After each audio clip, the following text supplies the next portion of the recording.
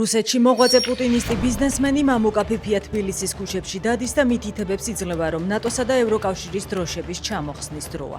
გავრცელებულ ვიდეოში მას თან ახლავს რუსი თანამოაზრეც, რომელიც ამბობს: ნატოსა და ევროკავშირის დროშები პირდაპირ თბილისის ცენტრში. დროა ეს ყველაფერი აქედან ალაგდეს.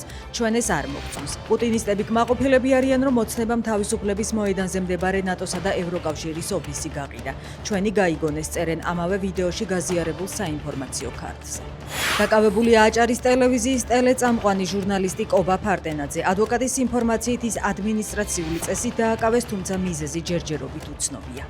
მორიგის სარკინიგზო შემთხვევა ჩაქვში 35 წლის კაცს მატარებელი შეეჯახა, ის ადგილზე დაიღუპა.